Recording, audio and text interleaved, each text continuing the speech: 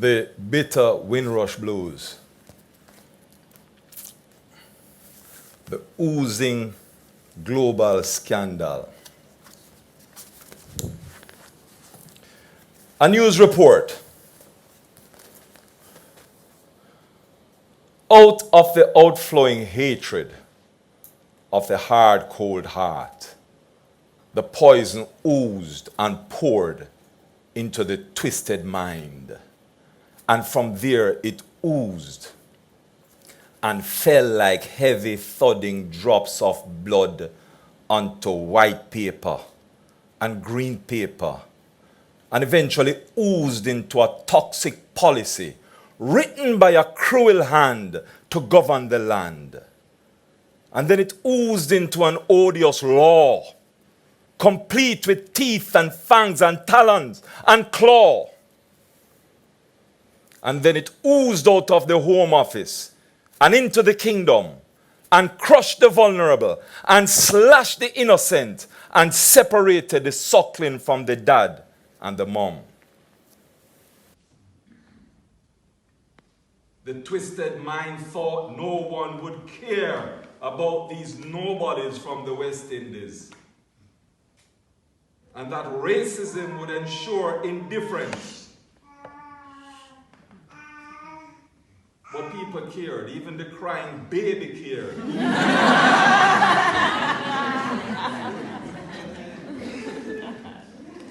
But decent, ordinary people and the Fourth Estate and lawyers and campaigners responded in harmonic confluence.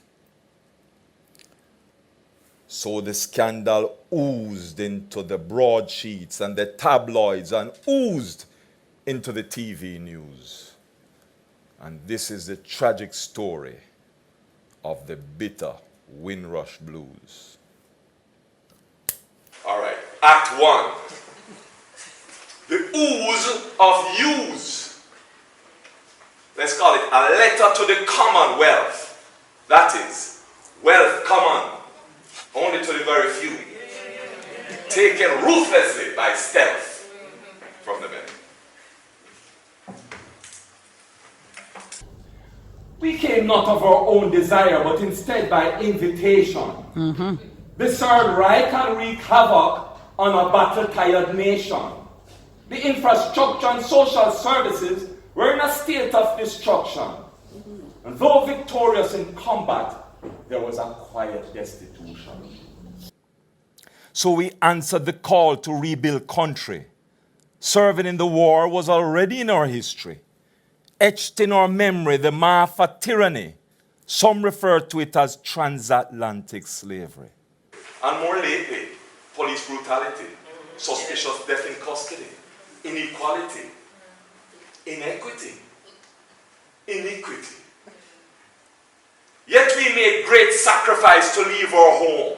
We crossed the ocean to a new time zone. We worked in groups. We worked alone. But we were never embraced as one of their own. Act 2. The ooze of abuse. And this is a diary entry. Late at night,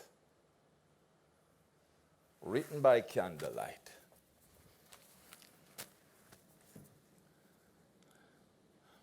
On many walls and doors, the horrid phrase, no Irish, no dogs, no blacks. We were greeted with disgusting slogans and unprovoked violent attacks. A river of blood speech by a politician to whip up social division. But it was our blood and sweat and tears under vile racial oppression. We worked in the provincial areas. We worked in the city. But wherever we worked, we were faced with gross inequality. Our approach to life included kindness and integrity, often repaid with treatment of indignity. But still we shared our culture and cuisine and art. Still we shared our skills and expertise. We even shared our heart. and some decent host folk shared hospitality right from the very start. Diverse communities worked, worshipped, and loved together, all playing a vital part.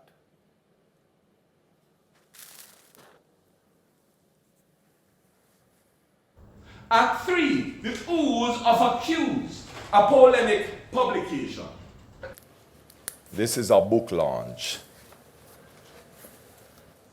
We're scapegoated for everything negative, with no recognition of the value we give. Human rights denied, this is no way to live.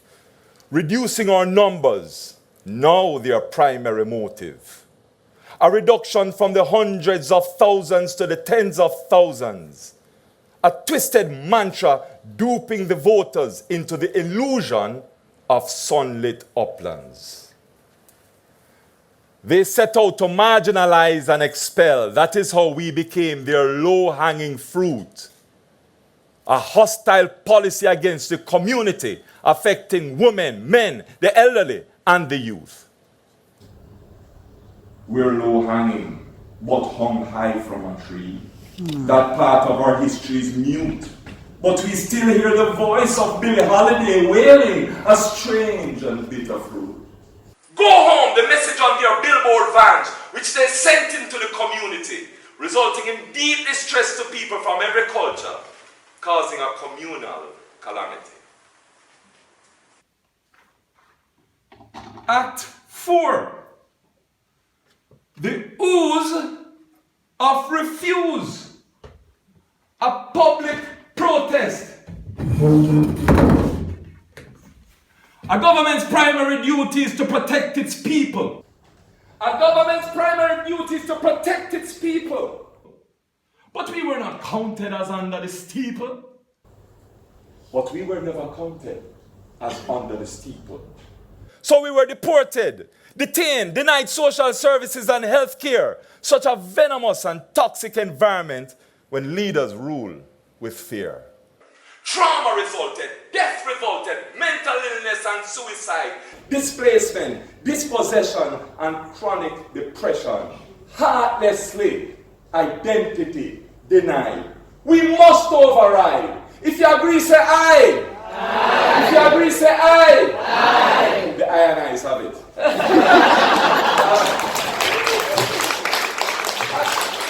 Act 5. The ooze of the right path for us to choose. An appeal to an audience capable collectively of bringing about social change. You can't have a little play without including a cup of tea.